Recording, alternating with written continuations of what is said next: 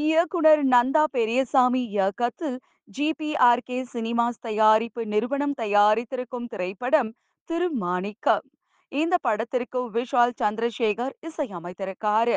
இதுல சமுத்திரகனி, பாரதி ராஜா, அனன்யா, தம்பி ராமையா, நாசர் மற்றும் பலர் நடித்திருக்காங்க.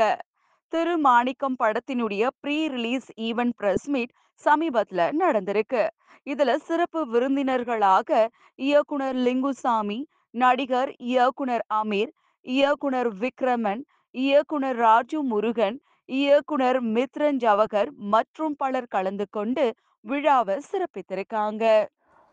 நம்ம ப்ரொடியூசர் எவ்வளவு இன்வால்வ் ஆகிட்டாருன்னா அந்த படத்தில் இந்த படத்தை எடுக்க ட்ரை பண்ணங்கிறப்ப திருப்படம்ட்டார். படத்துக்கே திரு போட்டார். தப்பாக பேசினாலும் தமிழ் அழகாக இருந்துச்சு அந்த வார்த்தையில். நந்தா பெரியசாமி, எனக்கு ரவிராதா. சென்னைக்கு வந்த டயத்தில் 18 சாரதாம்பாள் தெருன்னு அங்கே தான் நாங்கள்லாம் குடியிருந்தோம். நானும் வசந்தபாலன், பிருந்தா சாரதி, மணிபாரதி, மேக்ஸிமம் எல்லாமே டைரக்டர்ஸு, பாலசக்திவேல். அந்த ரூமுக்கு வந்துட்டு போனவங்க கூட டைரக்டர் தான். அது மிக முக்கியமான ஒரு அறை எங்கள் லைஃப்பில். நான் பிருந்தா சாரதி அசிஸ்டன்ட் சான்ஸ் கேட்டு வேலைக்கு போகிறதுக்கு முன்னாடி எதாவது பண்ணணுமே, எங்கள் பிழைக்கிறதுக்கு எதாவது பண்ணணும்னு சொன்னப்போ கவிதையெல்லாம் எழுதுவான், இவனை கொஞ்சம் பாருன்னு சொல்லி என்னை யார்கிட்ட அனுப்பி வச்சா அப்படின்னா நந்தா பெரியசாமிகிட்ட. குங்குமம் பத்திரிகையில் வேலை பார்த்து முடிச்சுட்டு உஷா பத்திரிகையில் வேலை பார்த்துட்டு இருந்தான். அப்போ போய் பார்க்கறதுக்காக போனேன். பரபரப்புன்னு அப்படி ஒரு ஆள் நான் பார்த்துட்ருக்கேன். ஃபுல்லாக எல்லாரோடையும் அப்படி ஒரு பேச்சு, அப்படி ஒரு துருன்னு இருக்கான். நான் தள்ளி இருந்து பார்த்துட்டே இருந்தேன். நான் வந்திருக்கேன்னு தெரிஞ்சதுக்கு பிறகு ஒரு மதிய நேரத்தில் வெளியில் வந்தார். வந்துட்டு நான் போன அன்னைக்கு இன்னொரு நண்பர் வேலை கேட்டு வந்திருந்தார். இருந்தாலும் என்ன பண்ணிட்டாருன்னா, வேலை கொடுக்கல, எனக்கு அன்னைக்கு கொடுக்க முடியலை. சாப்பிட்றதுக்காக எல்லாருமே போகிறாங்க பக்கத்தில் ஒரு ஹோட்டலுக்கு. அப்போ என்னையும் சேர்த்து கூப்பிட்டு போனார். வாங்க போய் சாப்பிட போகலான்னு சொல்லி. அன்னைக்கு போட்ட ஒரு சாப்பாடு இருக்குல்ல, நான் கூடவே நிற்கிறேன் எல்லாம் சொல்கிறது காரணம்னா, எந்த எதிர்பார்ப்பும் இல்லாமல் அது சென்னையில் ஒரு நண்பன் பார்த்தப்ப கூட்டு போய் போட்ட அந்த சாப்பாடு இருக்குல்ல, அந்த நன்றி லைஃப் லாங் எனக்கு எப்பயுமே அது இருக்கும். அது மட்டும் இல்லை, பத்திரிகையில் இருந்தனால அவர் கொஞ்சம் எல்லா பக்கமும் நிறைய சம்பாதிப்பார், நிறையா அப்போ வேலை பார்த்துட்டு இருந்தார். நாங்கள்லாம் சும்மா இருந்தோம். அப்போ எங்களையெல்லாம் கூப்பிட்டு போயிட்டு நான் ஆனந்தம் கதை பண்ணும்போது என் கூட டிஸ்கஷனுக்காக அவங்க அக்கா வீட்டில் மதுரையில் 48 நாள் ஒரு விரதம் மாதிரி அந்த ஒரு அறையில் உட்காந்து அந்த கதை பண்ணி அதை புக்காக பைண்ட் பண்ணி எனக்கு கூடவே இருந்து எழுதி கொடுத்து என் கூடவே இருந்தவர். அப்போது ஒரு சிலருக்கு பருத்தி வீரன் மாதிரி முதல் படத்துலேயே அமீர் சார் மாதிரி அப்படி பெருசாடி வந்துடுவாங்க. விக்ரமன் சார் மாதிரி புது வசந்தம், எனக்கு ஆனந்தம் மாதிரி. இப்போ மைனா பட டைரக்டருக்கு பார்த்தா ஒரு 5-6 படம் தேவைப்படுது. சமுத்திரகனி சாருக்கு 2-3 படம் தேவைப்படுது நாடோடிகள் எடுக்கிறதுக்கு. ஆனால் அந்த முயற்சி விடாமல் தொடர்ந்து ஓடிக்கிட்டே இருக்கிறது இல்லை. இது அப்படி இப்படின்னு சொல்லிட்டு நல்லா சொல்லுவான்.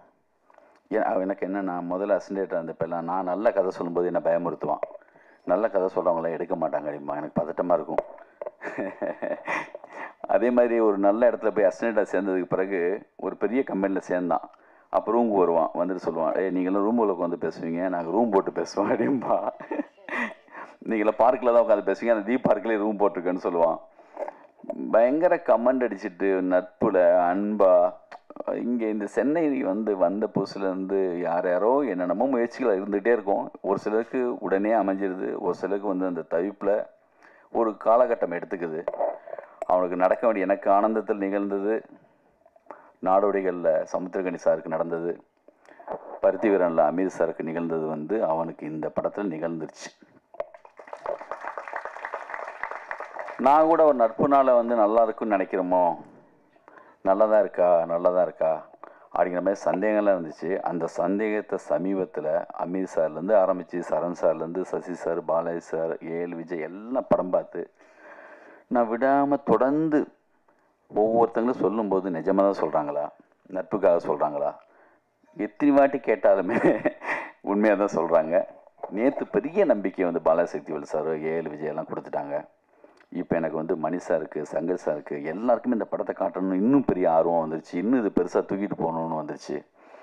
என்ன மாதிரி இந்த படத்துக்குள்ளே வேலை பார்த்தவங்க வந்து என்னென்னா, அவர் ஒரு நேர்மைன்னு சொல்கிறோம்ல, ஒரு நேர்மையான ஒரு ஆர்டிஸ்ட் இந்த படத்தில் சமுத்திரக்கனி. எனக்கு அவ்வளோ பிடிக்கும். மம்முட்டி சார் மாதிரி எனக்கு வந்து சொல்லுவேன் அடிக்கடி, நான் ஆனந்தம்னு 2வது பாட்டு எடுத்தேன்னா நீங்கள் வந்துடணும் முதலாளின்னு சொல்லுவேன். எப்பயுமே ஒரு பேசிட்டே தான் இருப்பான் தொடர்ந்து. அவர் விசாரணை படத்தில் நடித்ததை பார்த்துட்டு அவரும் அந்த ரூமில் வந்து ஒரு அறையில் அவர் நடிப்பார். அதை பார்த்துட்டு நான் பேசின ஒரு தடவை என்ன ஒரு கம்பீரமாக இருக்கும். அது வில்லனாக நடிக்கட்டும் இல்லை இந்த மாதிரியான கேரக்டர் பண்ணட்டும், பிரேம் வச்சா 100% அது வந்து அப்படி வந்து நிற்பார். அது அவர்கிட்ட அப்படி இருக்கும். அப்படி நடிச்சிருக்காங்க அந்த படத்தில். மிக அற்புதமான ஒரு நடிப்பு. அதே மாதிரி அனன்யாவும் வந்து அவ்வளோ அழகாக அந்த போன் சீன், முதல் சீன் என்னங்க சமைச்சு வச்சுருக்கேன், கதை சொல்லிட மாட்டேன் அப்படியே சொல்லி அம்மா வந்து அழகாக பேசுனீங்கம்மா, ரொம்ப இன்னசென்ட்டாக ரொம்ப அற்புதமாக இருந்துச்சுமா, நீங்கள் தான் தொடக்கம், ரொம்ப அழகாக இருந்துச்சு, ரொம்ப அற்புதமாக பேசுனீங்க. அப்படி வந்து அந்த சீனில் ரொம்ப நல்லா பண்ணியிருந்தாங்க. கேமராமேன் சுகுமார், எங்கள் கும்கி படம், இந்த படத்தில் வந்து கும்கியுடைய அந்த அந்த அமைப்பு இருக்குதுன்னு நான் நினைக்கிறேன். தெரிஞ்சோ தெரியாமல் எங்கள் நடிகர் அவங்களும் வந்துட்டாங்க உள்ள. அவங்களுக்கும் சமுத்திரக்கனி சாருக்கும் அப்படி ஒரு கெமிஸ்ட்ரி இருக்கும் ஒவ்வொரு படத்துலையும். இந்த படத்தில் சின்ன கேரக்டர் ரொம்ப அழகாக பண்ணியிருக்காங்க.